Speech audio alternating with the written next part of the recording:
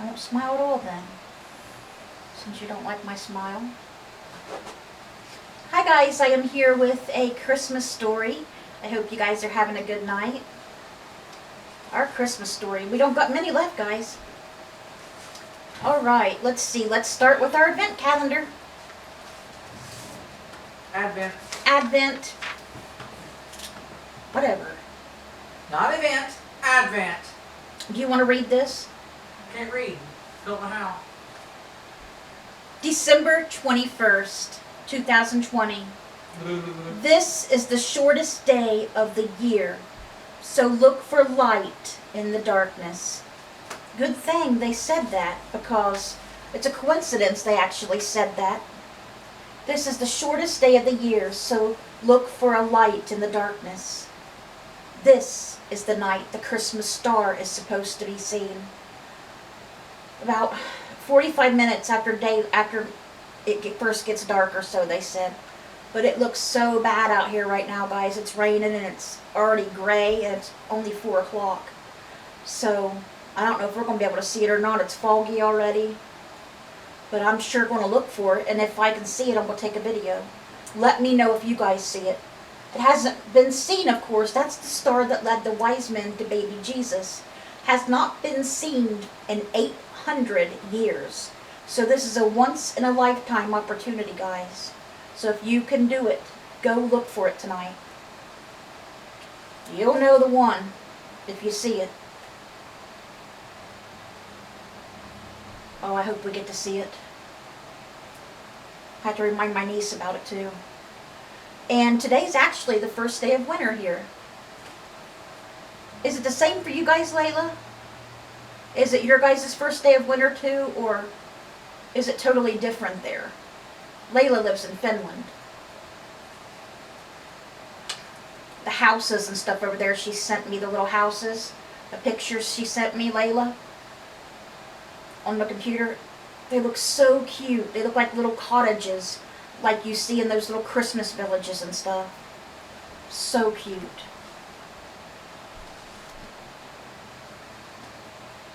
Here's the picture for tonight.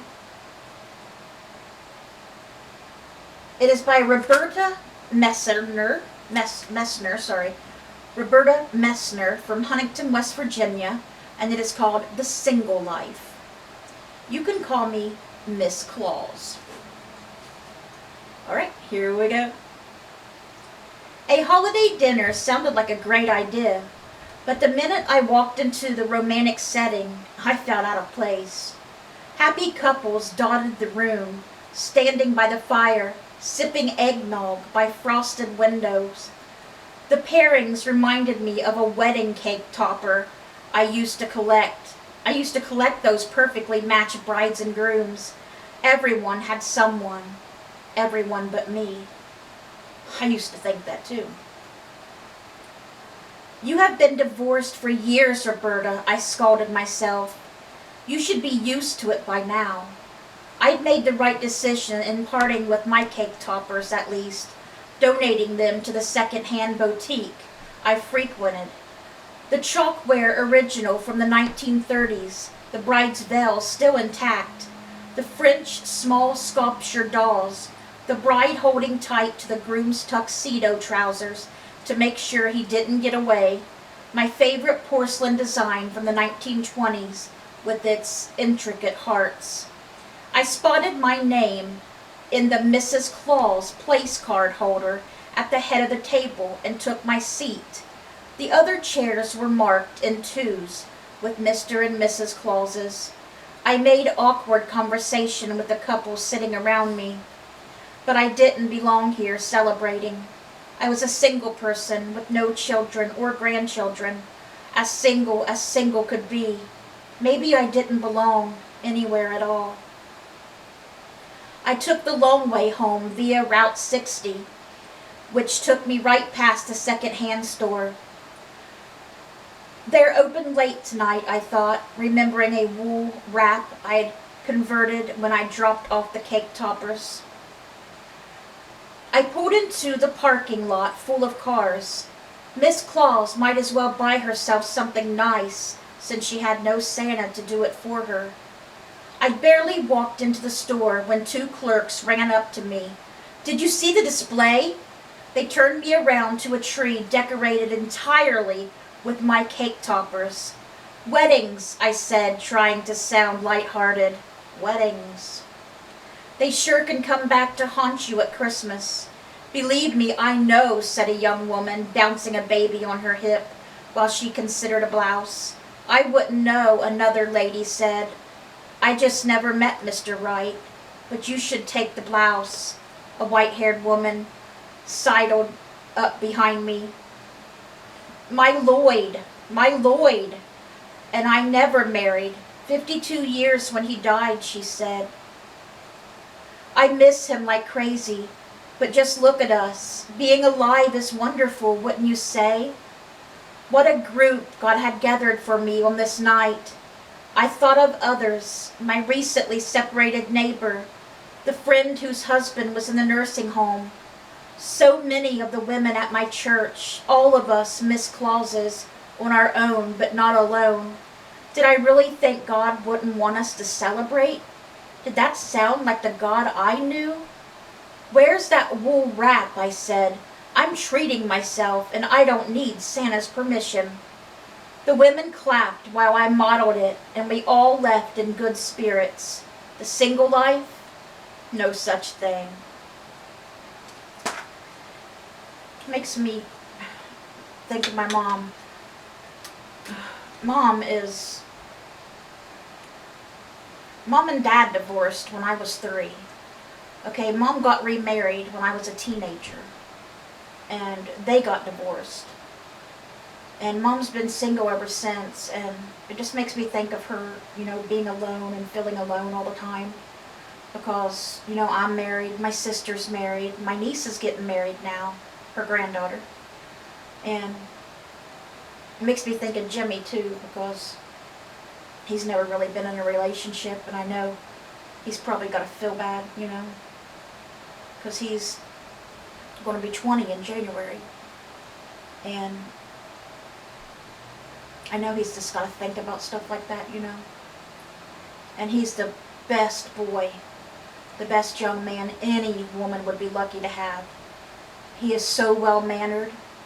He cares about others more than himself to a T. He is a wonderful, wonderful boy. And he's the one having the headaches and everything. He has the malformation. And he's so smart, so smart. I just hope and pray when he does find a girl, it's a good one. One deserving of him, because he's going to make a great husband someday. If he ever decides to get married, I mean. But I hope God brings the right girl to him. And my mom, I really wish she'd find somebody that loved her and treated her good, for a change. I would love for her to have someone do nice things for her. And, instead of her seeing everybody, getting on with their lives and everything, and her having nobody to lay next to at night or say anything nice to her. And she's got to think about stuff like that. She says she don't care, but, she does. Her and Jimmy both, please keep them in your prayers, that God finds them both someone very special and brings their way. I don't know if Mom would even do it now, because she's so busy, doing other things with the kids and everybody else, but please pray for that, and especially for Jimmy as well, because I know he's probably really going to think about stuff like that, being a boy and never really being in a relationship. And he's such a good boy, and so smart, so loving and caring, so well-mannered. Please pray that God finds him a good girl and brings them together, and Mom a good guy. Alright guys, anyways, that was our Christmas story for tonight. I hope it touched your hearts. Let's bring those souls to Jesus. Do not forget about the Christmas star tonight, guys. It's a once in a lifetime. You'll never see it again. So be sure and go out and see if you can see it. It gets dark around here about 5:36 p.m. So we'll be looking for it a little after that. So I don't know if we'll get to go outside or not. I'm gonna try to see it from the window if we can't because it's raining already. But I plan on going outside to try to find it. I don't think I'll be the only one here either. Probably neighbors will be out there looking for it too. There's a lot of trees here, but I hope we get to see it. If I see it, I'm recording it. So I hope you guys have a great rest of your night. Let's bring those souls to Jesus, and God willing, we'll see you guys again tomorrow with another Christmas story. I gotta go make cheeseburgers and potato salad. Good night, guys.